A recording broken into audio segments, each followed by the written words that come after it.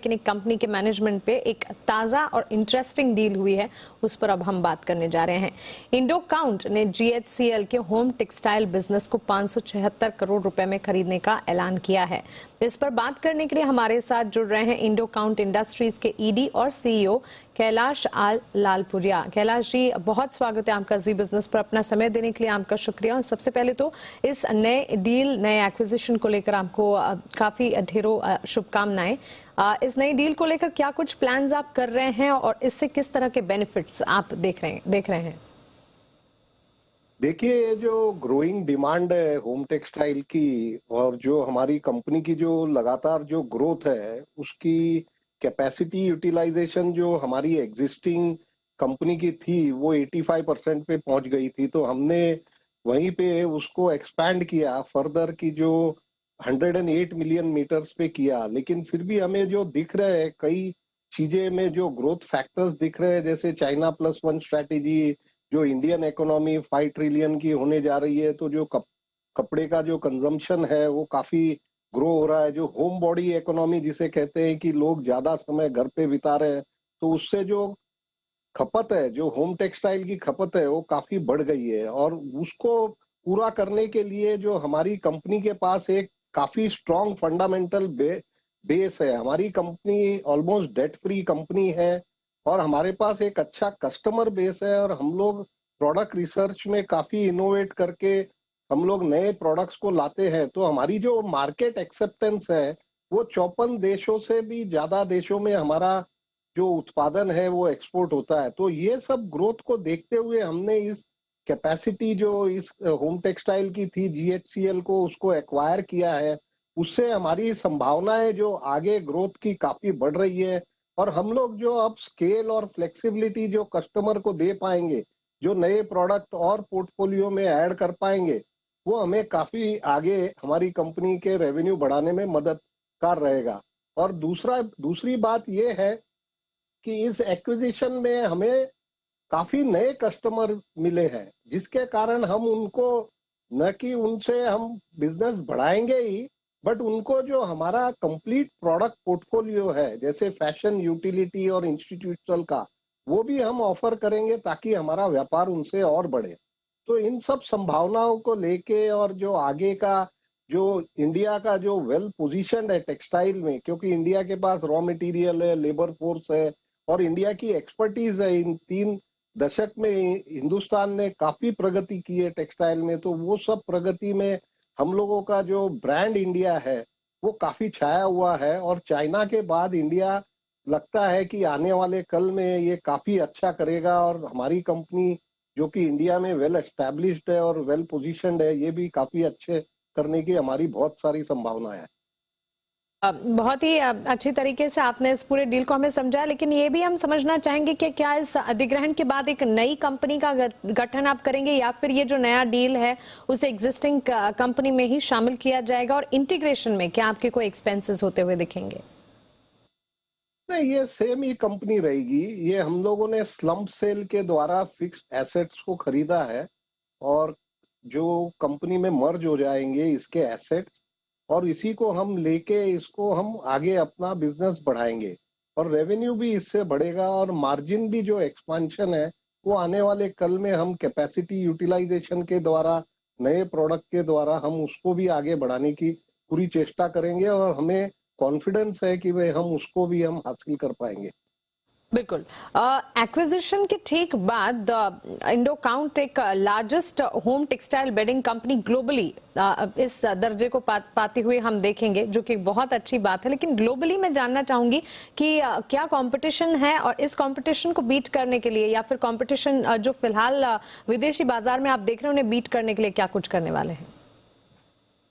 देखिए, पहले China dominate करता था टेक्सटाइल को और अब धीरे धीरे इंडिया ने अपनी पकड़ बढ़ाई है। जो लास्ट 2 दशक में इंडिया ने पर्टिकुलरली होम टेक्सटाइल में अपना काफी बड़ा market share particularly US market में किया है। आज हम अगर बेडलिन को देखना चाहे, बेडिंग डिवीजन को, तो वो हमारा 60% तक मार्केट शेयर यूएस मार्केट में हो गया है। हमारा यूरोप और यूके में इसलिए नहीं हो पाया क्योंकि बांग्लादेश और जो पाकिस्तान है उनको ड्यूटी फ्री एक्सेस है और हमें ड्यूटी देना पड़ता है। तो जब हमारा एफटीए साइन हो जाएगा तब हमें भी लेवल प्लेइंग फील्ड मिलेगी और हमारा जो 4% का जो मार्केट शेयर अब है फिलहाल, वो बढ़कर हमें हमें लगता है कि 20% हो जाएगा, तो वो ग्रोथ भी हमें मिलेगा। प्लस इंडिया में भी जो ब्रांड एस्पिरेशनल जो मिडिल क्लास है, वो भी अब अच्छा प्रोडक्ट चाहते हैं, तो हमें यहाँ भी ब्रांड प्ले जो हमारे 2 ब्रांड है, बुटीक लिविंग लेयर्स, उससे भी हमें काफी अच्छे रिस्पॉन्स मिला है। ई कॉमर्स बिजनेस भी आप जानते हो, जैसा काफी ब्रांडेड आउटप्ले और प्ले जो है उसमें वो काफी हो रहा है और उसमें भी हमें काफी सफलताएं मिली है।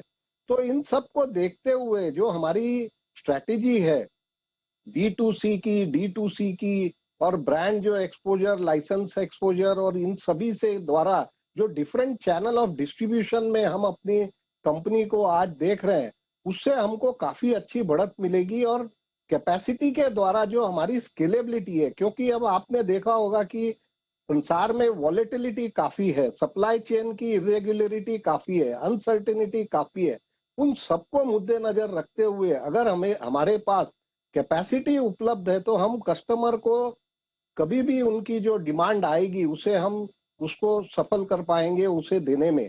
तो ये जो एक बहुत बड़ा जो हमें जो हमें ताकत मिलेगी इस कैपेसिटी के द्वारा, उसकी स्केल से, उसकी फ्लेक्सिबिलिटी से हम उनको अच्छी तरह से सर्विस कर पाएंगे और प्रोडक्ट प्रोफाइल भी हम और कंप्लीट और मजबूत बना पाएंगे, जिससे हम उनको कंप्लीट बेडिंग सॉल्यूशन दे पाए।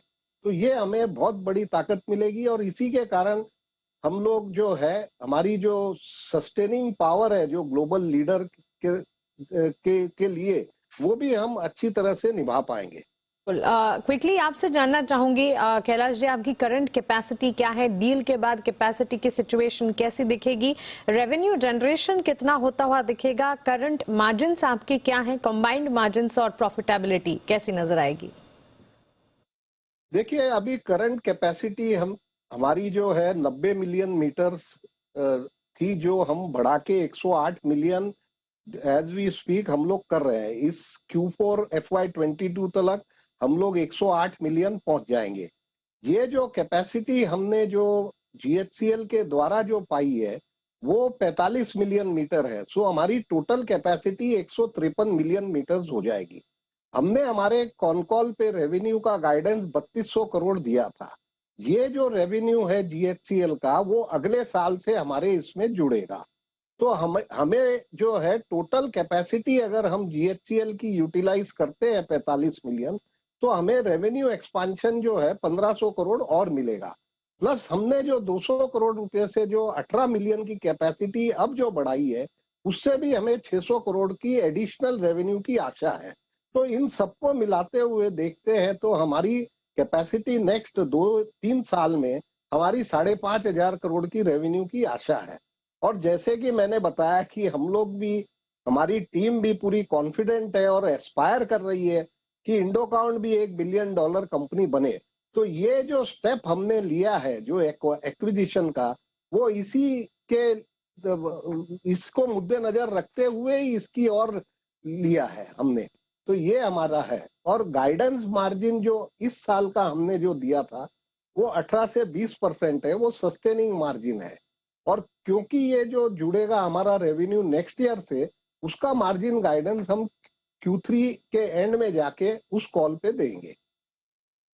जी शुक्रिया ये तमाम जानकारी के लिए, सवालों के जवाब देने के लिए और पूरी की पूरी डील विस्तार से हमें समझाने के लिए। उम्मीद करते हैं कि जो गोल्स आप और आपकी टीम सेट कर रहे हैं वो बिल्कुल आप मैच करते हुए और उन्हें आगे भी ले जाते हुए देखें, और आने वाले क्वार्टर्स के लिए भी आपको ढेर शुभकामनाएं।